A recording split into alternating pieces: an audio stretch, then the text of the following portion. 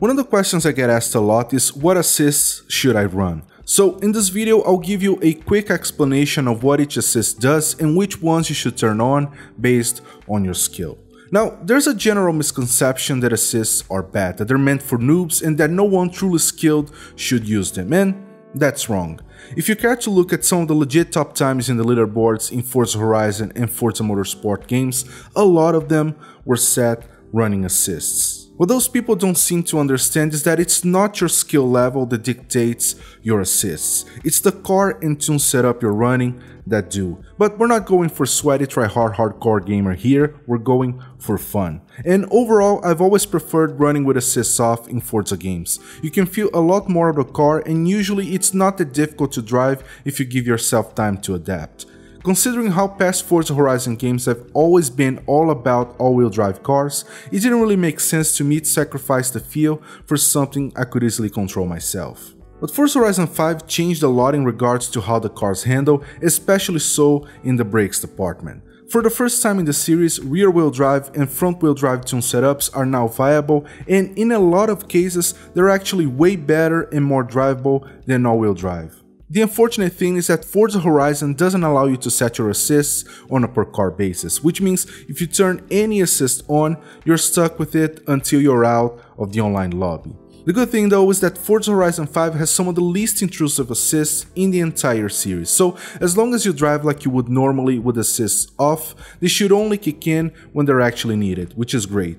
Now that I went over the context, let's talk about the actual assists. With the exception of ABS and steering, they all do the exact same thing to your car, which is to make it run a bit slower by cutting down the power, but each one does it in a different way and in a different context. To keep it easier to follow, I'll go by the order you see here. So let's start out with braking. Assisted basically does the braking for you. If you come up to a corner too quick, it's gonna take over the braking to make sure you don't miss it. And even if you do brake yourself, it'll still assist you to some extent by applying some extra braking on top. If you're a casual player who just wanna drive without having to think about what you need to do, use assisted. Anti-lock on is your standard ABS. Unlike assisted, it's not gonna do any braking for you.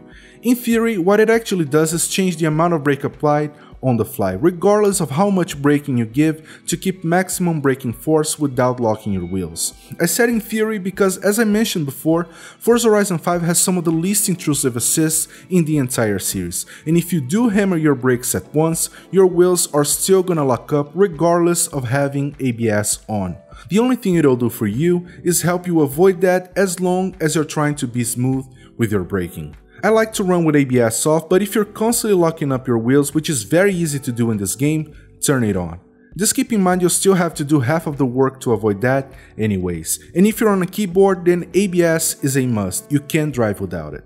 Now onto steering. Assisted does the same thing as it does for braking, it drives for you, so if you just want to put the gas down and appreciate the visuals, go with this one. Standard doesn't drive for you, but it does dampen your input a bit so that your steering is as smooth as possible. This one is better suited for people driving with controllers. Now, what simulation does is take out any dampening and it lets you run with a raw steering range. This setting was aimed towards people on racing wheels, and I said was aimed towards people on racing wheels because it's perfectly drivable in Forza Horizon 5 now. The nasty snap oversteer that would happen with the simulation steering in previous games is mostly gone. You can still feel a hint of that every once in a while depending on the car, but the difference is that now you can recover from that.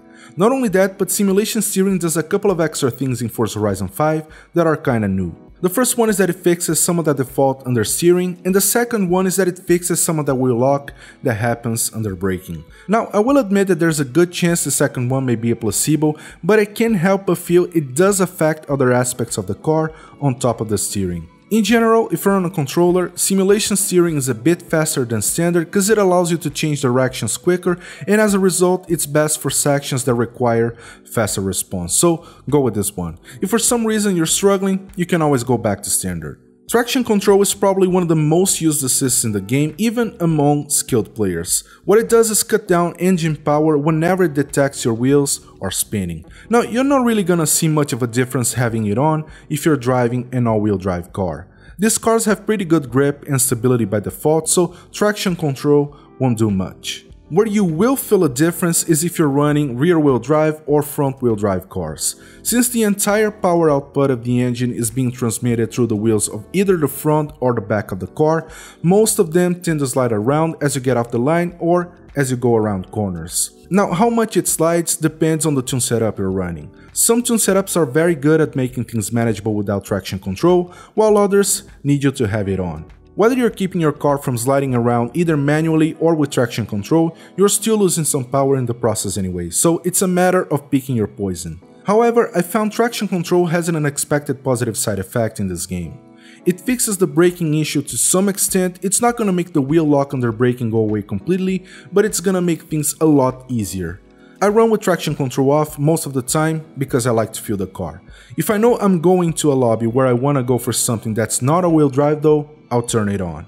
In general, if the driving in this game frustrates you because it's hard to keep it under control, turn it on. Stability control, like I said at the beginning, has the same effect as traction control, but it does so in a different way. While traction control cuts down your engine power to prevent wheel spin, stability control will apply braking force to any of the wheels individually whenever it detects wheel spin. Overall, turning it on will make it harder to lose control of your car at the cost of making it feel stiffer. Most cars in this game feel very understeery already, so I suggest you leave it off because traction control is enough to help you in this regard. Now, I'm working on a separate video on shifting alone because there's so many layers to it that it's difficult to condense everything in a video about assists. So for now, go with the one that works best for you, and I'll talk about it more in depth very soon. I like to run with manual with clutch though. Driving line is a matter of personal taste. I don't mind games that don't have it and I'm willing to learn the track, but in a game where everybody has access to it, I prefer to leave the full line on so that I'm on equal ground. Now, about this next one, never ever turn damage or tire wear on if you're racing online, unless you enjoy being frustrated. Rewind is also personal taste. I leave it off unless I'm going for a difficult PR stunt. Overall, my advice is to try each assist individually for some time until you land on something that feels good for you, but if you'd like something to start from, you can see which assists I run. Now, there's no shame in using assists really. It's a game, not a dick measuring contest, so use whatever makes the game fun for you. For those who tell you that assists are not realistic, remember to remind them every once in a while that cars in real life have them and that real racing drivers use them. Contrary to popular belief, car engineers don't go, I wonder how we should try to kill the driver with the next car. And that's it, I guess. I hope I didn't forget anything. I have another video where I show you how to set up your controller dead zones to fix some of the issues with the physics in this game. Link is in the description down below. Hit the like button, subscribe to the channel, and I'll see you on the next one.